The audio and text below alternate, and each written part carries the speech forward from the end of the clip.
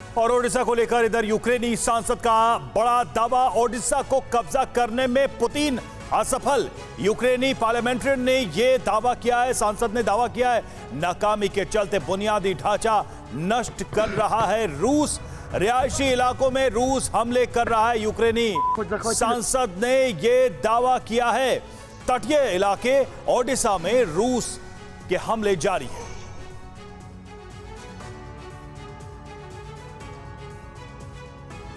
सीधे रुख करते हैं विवेक का, हमारे सहयोगी इस वक्त ओडिशा में जुड़े हुए हैं। विवेक, ओडिशा में फिलहाल क्या सिचुएशन है?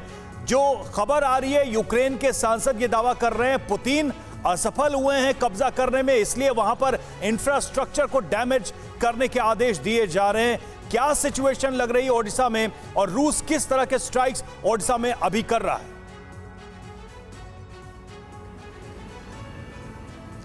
और अभी देखिए उड़ीसा मैं शहर में हूँ और यहाँ से दो लोकेशन ऐसी हैं जहाँ पर अभी इस वक्त जब मैं आपसे बात कर रहा हूँ तब ज़बरदस्त लड़ाई छिड़ी हुई है। पहला एक स्नैक आइसलैंड है जो यहाँ से करीब 150 किलोमीटर दूर है।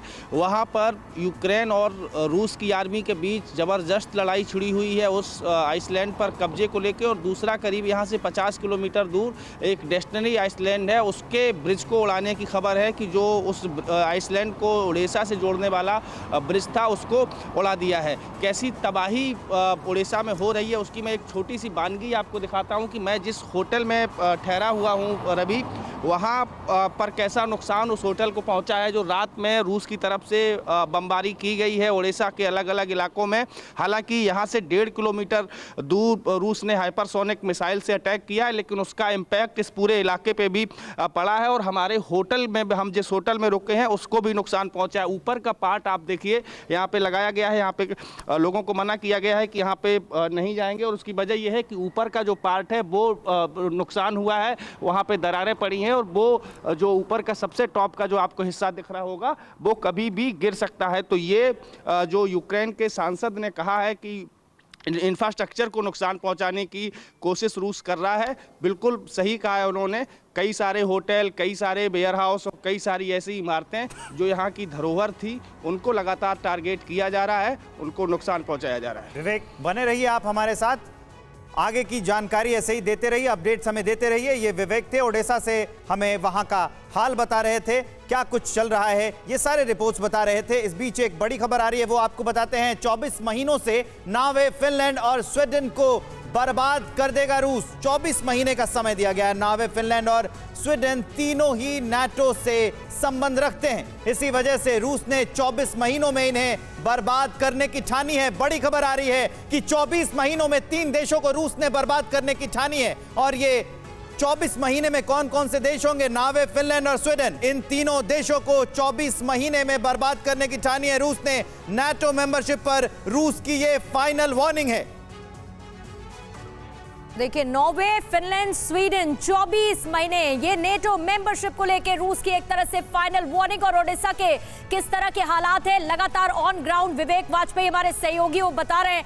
और विवेक, पिछले मुझे लगता है 72 से 74 घंटे में आपकी मौजूदगी के दौरान आप इस बात के साक्षी बने हैं कि किस तरह से मिसाइल हमले तेज होते जा रहे हैं। क्या वहां पर लोगों को लेकर कोई एडवाइजरी जारी की गई है? ऑन ग्राउंड किस तरह की सिचुएशन है बढ़ते हुए मिसाइल हमलों के बीच में?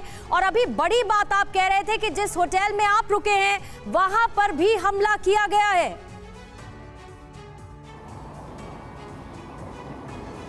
बिल्कुल, देखिए यहाँ की आबादी करीब 1 लाख के आसपास है। 1 से 1.25 लाख आसपास लोग इस उड़ीसा शहर में रहते हैं।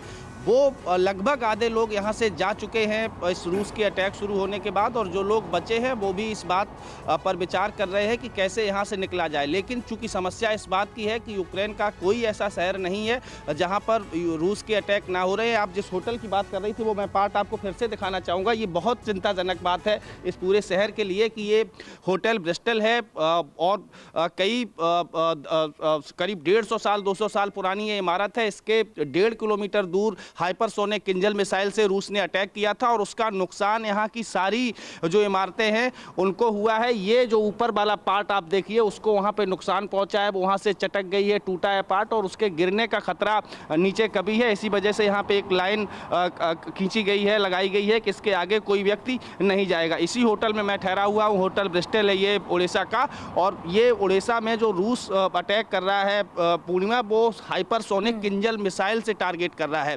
कई सारे वेयर हाउस को टारगेट किया है, कई सारे होटल को टारगेट किया है। कल आपने देखा होगा कि एक शॉपिंग सेंटर जो है यहाँ से 1.5-2 किलोमीटर वो तस्वीरें भी विवेक आपने दिखाई थी। आसपास के आप क्योंकि वॉर जोन में हैं, आप सुरक्षित रहते हुए वहां से तस्वीरें हम तक लगातार पहुंचा रहे हैं। आप सुरक्षित रहिए क्योंकि हमले समीर लगातार जारी है। यहाँ तो किंजल मिसाइल का इस्तेमाल ही हो रहा है, दूसरी तरफ सिकंदर मिसाइल, ये तमाम मिसाइलों के जरिए यूक्रेन के अलग अलग शहरों को रशिया टारगेट कर ही रहा है। बिल्कुल, और विवेक वाजपेयी जिन बातों का जिक्र कर रहे हैं, ओडेसा में रहते हुए रिपोर्टिंग करते हुए, वो साफ तौर पर युद्ध की विभीषिका बयां करने वाला है।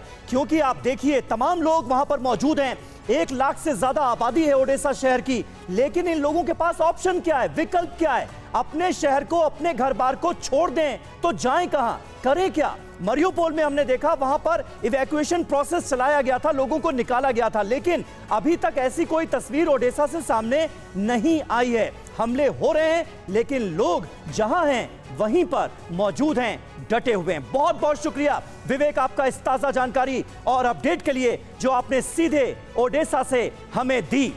परवाह देश की, सोमवार से शुक्रवार रात 10 बजे TV9 भारतवर्ष पर।